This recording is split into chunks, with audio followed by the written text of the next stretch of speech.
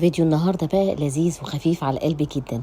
النهارده هنعمل احلى حاله صيفي برضو، مستمرين في الشغل الصيفي بجد بجد. وهم ما نقول في حته تانية خالص. يلا بينا نشوف الفيديو، ولو عجبكم الفيديو ما تنسوش تدعموني باللايك والاشتراك. اول حاجه طبعا عشان طول الفيديو انا عملت هنا الاسبونج بتاعي. لو انت حابه تعملي كيك عادي، انا منزله طبعا مقادير الكيك العادي قبل كده في فيديو قبل كده. انا هنا حبيت ان انا اعمله سبونج عشان عايزاها طراوه طراوه طراوه. فانا عملت هنا 3 بيضات، ربع سبونج، معلقه محسن، ربع كوبايه ميه، ضربتهم مع بعض دخلتهم الفرن وطلعوا زي ما انتم شفتوا كده. قطعتها على قد القالب بتاعي زي ما انتم شايفين، وهنعمل الطبقه اللي في النص.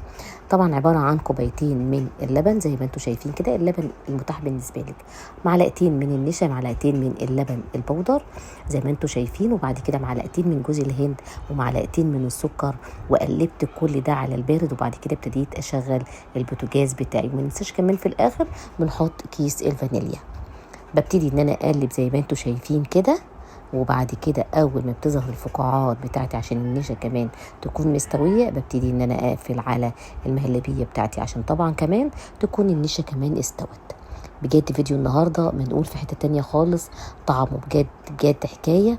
لو انت حابه مكان دي مكان السبونشه اللي انا عملتها، لو انت حابه تعمليها كيكه عاديه اعمليها، مفيش اي مشكله. نزلت طبعا طريقه الكيكه العاديه قبل كده في فيديوهات قبل كده. خدي المقادير وابتدي اعمليها كيكه عاديه في نفس القالب اللي انت هتشتغلي بيه. وطبعا زي ما انتم شايفين برضو طبعا سقيناها بلبن، برضو بسيطة جدا وما فيهاش اي حاجة، بس في الاخر بصراحة يا جماعة طعمها وهم جدا جدا جدا. وهنشوف في الاخر بجد كيكة الجيلي، بس الطبقة اللي في النص اديتها طبعا طعم جميل جدا جدا. طبعا الصيف يعني بيبتدي يا جماعة ينتهي، لسه كمان يعني معانا وصفة وكمان وصفتين علشان هنبتدي ننزل العيش التوست بتاع المدارس. بس بجد هيبقى منقول في حتة تانية خالص برضو. وطبعا هخليكي تدمني الطريقة زي ما انتم شايفين. بفضل اقلب كده لغايه قدامكم ما ابتدت الفقاعات دي تظهر قدامي، يبقى كده خلاص كده تمام. بقفل البوتاجاز بتاعي وابتديت ان انا احطها على السبونج بتاعي او الكيك العادي، مفيش اي مشكله حسب ما تحبي انتي. بس بجد كانت هنا في طعم السبونج منقوله في حته تانية خالص. وسبتها طبعا تبرد زي ما انتم شايفين، وابتديت ان انا اعمل الطبقه الثالثه بتاعتي. معايا كوبايه كده سخنه من الميه، حطيت عليها كيسين من الجيلي زي ما انتم شايفين، وحطيت كمان كوبايه سقعانه ونص. انا ما حطيتش 4 كوبايات، حطيت يعتبر كده كوبايتين ونص من الجيلي. ابتديت ان انا احطها طبعا على المهلبيه بتاعتي، وابتديت ان انا اكمل زي ما انتم شايفين. يعني لو المهلبيه فتحت معاكي سن مفيش اي مشكله.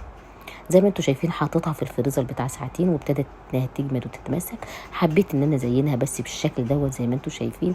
بس التفاح هنا برده كمان بصراحه اداها منظر جمالي، وكان شكلها تحفه قوي قوي.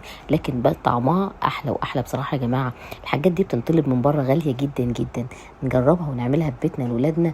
بس بجد تحسي فعلا ان هي عيش وطعمها خفيف على القلب جدا، طعمها حكايه.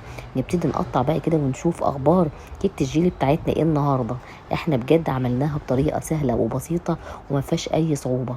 نطلع بقى كده قطعه كده ونشوف عيش النهارده ده عامل ازاي.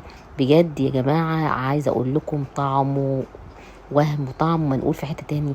الكيك الاسبونج بتاعنا بعد ما اتسقى باللبن ونزلت عليه الطبقات، بجد عايزه اقول لكم كانه بسبوسه. طعمه بجد كان في حته تانية خالص.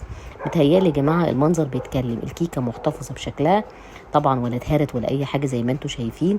الطبقات متناسقه بجد منقوله في حته تانية. انا بجد حسيت انها كانها بسبوسه. تابعوني على صفحتي مملكه الحلويات.